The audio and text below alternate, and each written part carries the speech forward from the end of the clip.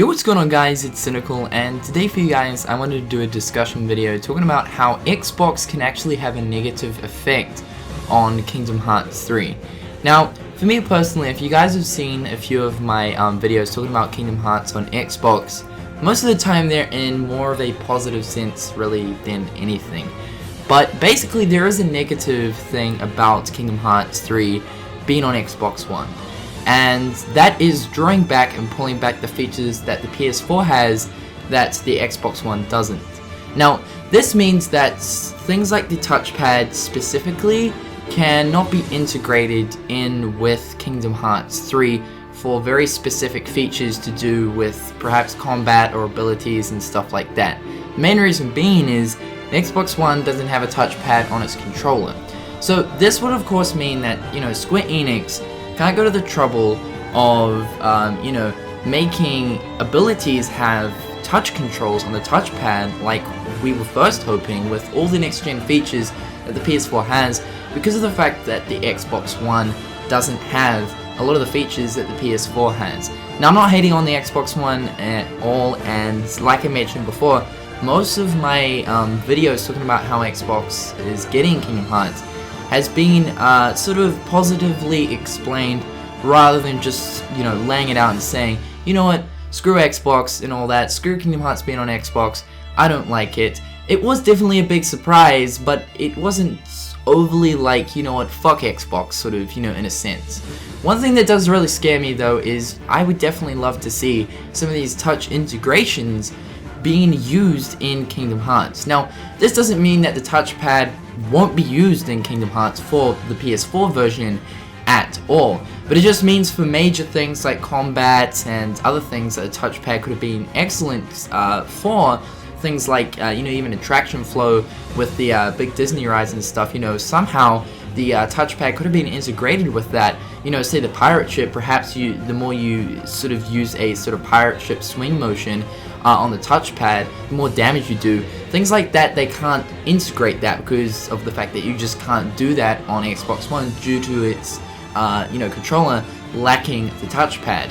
Now, a perfect example of a game that is cross-platform, so for both for Xbox One and PS4, a good example of a game like that, still using the touchpad even though the Xbox One doesn't have one, is I would say Dying Light. So Dying Light is for both platforms, and on the PS4 you can use the touchpad to basically, you can just basically swipe it up and down to scroll through the menus, and stuff like that. Very basic things. But the bad drawback of it being on Xbox One means that, Square Enix can't actually integrate the very important features of Kingdom Hearts with the touchpad. Now, that is probably the biggest issue I have with Kingdom Hearts actually being on Xbox One. And surprisingly, it's actually something that I haven't really mentioned much or really gone in depth with. I'm sure that most of us right now already know about this issue. I thought I'd address it with you guys because it is something that sort of agitates me, and I've come to the realization right now, and it's taken me this long, I know, but I have come to the realization that yes, in some sense the Xbox One is actually drawing back Kingdom Hearts 3 from including these features. Now, of course, Kingdom Hearts has never really had a touchpad per se, but games like Kingdom Hearts Dream Drop Distance, I think that the touch controls worked really, really well, and I would have loved to have seen those sort of things integrated in Kingdom Hearts 3. Fortunately, though, with the Xbox having it, means that we probably won't get those important features with the use and integration of the touchpad. Like I mentioned, it doesn't mean that the touchpad might not be actually used in Kingdom Hearts 3. We might be able to use it to just scroll through menus, but still, to the major point of not being able to fully use it somehow with combat or certain abilities and more important features, it does sort of bug me and stuff. Now, I don't think that Square Enix will go ahead and use the touchpad for these important features due to the fact that the Xbox controller can't use those because it lacks the touchpad. Maybe they could somehow work around it, but I highly doubt it. Who knows? Square Enix are a very creative company, but this is a major issue that I have with it being on Xbox One. Other than that though, it's not overly a big problem. It is one slight thing that annoys me a little bit.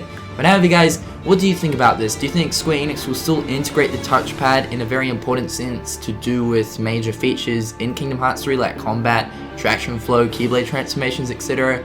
Will they somehow work around it, or do you think it'll just be integrated in a more basic sense, like scrolling up and down menus, etc.? Leave your feedback in the comment section below, and until next time guys, I'll catch you later. Peace.